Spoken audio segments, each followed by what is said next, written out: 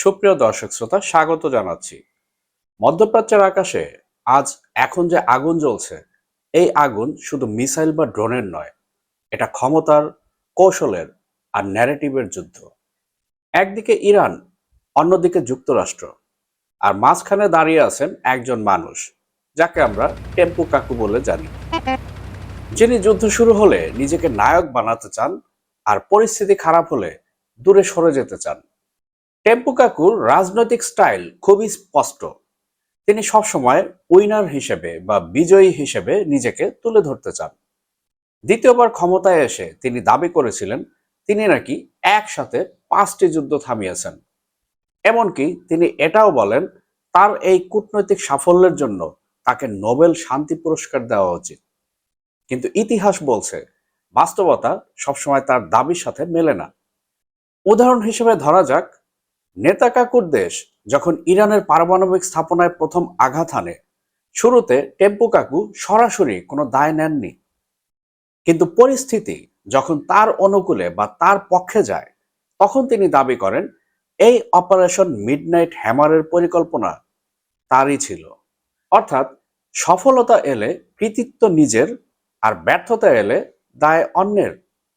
কিন্তু চিরাচরিত এই চিত্র বর্তমান ইরান ও যুক্তরাষ্ট্র সংঘর্ষের একটু ভিন্ন পথে চলে গিয়েছে। অপারেশন এপিক ফিউরির নাম দেয়া থেকে শুরু করে ইরানের সামরিক ক্ষমতা ধ্বংসের দাবি করেন টেম্পু কাকু। কিন্তু এখন টেম্পু কাকু সরাসরি এই যুদ্ধের দায় নিতে চাইছেন না, বরং তিনি ধীরে ধীরে দায়িত্ব ঠেলে দিচ্ছেন প্রতিরক্ষা মন্ত্রণালয়ের দিকে। তার মতে পিট হেগসেট এই যুদ্ধ শুরু করেছে, তাই এর যাবতীয় দায়ভার এখন হেগসেতের। কিন্তু কেন? কারণ এই যুদ্ধ সহজ নয়, এবং এই যুদ্ধে জয়ের সম্ভাবনা টেম্পু কাকুর নেই বললেই চলে। আর এ কথাটাই বলছেন সমর বিশ্লেষকেরা। বিশ্লেষকরা আরো বলছেন বর্তমান এই যুদ্ধ এমন এক যুদ্ধ যেখানে শত্রু দুর্বল নয়, বরং কৌশলে অনেকটাই এগিয়ে। Welcome to News Tune. Breaking news. Funny headlines and viral memes are trending stories. Iran এখন আর শুধু প্রচলিত যুদ্ধ করছে না, তারা ব্যবহার করছে অ্যাসিমেট্রিক ওয়ারফেয়ার, অর্থাৎ কম খরচে বেশি ক্ষতি করার কৌশল। আর এর সবচেয়ে বড় উদাহরণ শাহেদ 136 ড্রোন।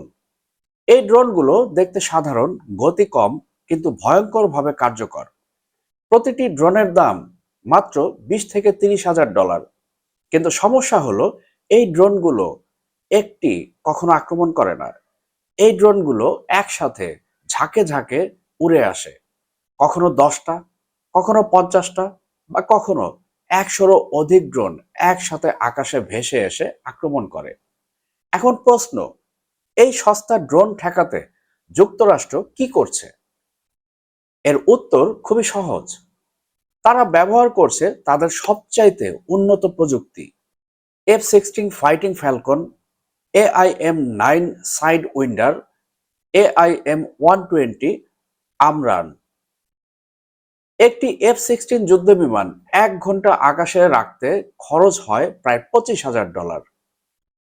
এদিকে একটি AIM-9 ক্ষেপণাস্ত্রের দাম প্রায় $4.85 লাখ, অর্থাৎ প্রায় $5 লাখ। আর AIM-120 এক একটির দাম $10 লাখ-এরও বেশি। অর্থাৎ ইরানের $20,000 একটি ড্রোন ভূপাতিত করতে আমেরিকার খরচ হচ্ছে লাখ লাখ ডলার। তাই এটা শুধু যুদ্ধ নয়, এটা অর্থনীতির উপর চাপ সৃষ্টি করার এক ধরনের ফাঁদ। বিশ্লেষকরা এই পরিস্থিতিকে বলছেন মশা মারতে কামানের ব্যবহার। অর্থাৎ আপনি যাকে আক্রমণ করবেন সেটা খুবই ক্ষুদ্র বা নগণ্য বা সামান্য, কিন্তু আপনার কোষাগার থেকে বেরিয়ে যাচ্ছে কামানের গোলা। আর কামানের গোলা সবসময় একটু ব্যয়বহুলই হয়। Centre for strategic and international স্টাডিজের গবেষণায় বলা হয়েছে এই মডেল দীর্ঘমেয়াদে টেকসই নয়। অর্থাৎ এভাবে যুদ্ধ করতে থাকলে কখনোই আমেরিকা ইরানের সাথে পেরে উঠবে না। কারণ যুদ্ধ শুধু অস্ত্র দিয়ে হয় না, যুদ্ধ টিকে থাকে অর্থনীতির উপর। আরো বড় সমস্যা হচ্ছে লজিস্টিক্স। 24 ঘন্টা আকাশে যদি আপনি একটি যুদ্ধবিমান রাখেন, এর অর্থ হচ্ছে আপনার যুদ্ধবিমানের পাইলট ক্লান্ত হয়ে যাবে, ইঞ্জিনের উপর অতিরিক্ত চাপ বাড়বে এবং রক্ষণাবেক্ষণের খরচও বাড়বে। এই বিমানগুলো সাধারণত ডিজাইন করা হয়েছে বড় আক্রমণের জন্য, ছোটখাটো ড্রোন শিকার করার জন্য নয়। ফলে ধীরে ধীরে যুক্তরাষ্ট্রের এয়ার পাওয়ারই ঝুঁকির মুখে পড়ছে। এই পরিস্থিতিতে নতুন করে চাপ তৈরি করেছে সৌদি আরব। তারা চায় যুক্তরাষ্ট্র যেন যুদ্ধ চালিয়ে যায়, কারণ তাদের দৃষ্টিতে ইরান এখন তাদের সবচাইতে বড় নিরাপত্তা হুমকি। নিউ ইয়র্ক পোস্ট সহ অন্যান্য গণমাধ্যমের রিপোর্ট অনুযায়ী সৌদি আরব মনে করছে এখন যদি ইরানকে থামানো না যায়, তাহলে ভবিষ্যতে তাদের নিজেদের ভূখণ্ডই টার্গেটে পরিণত হতে পারে।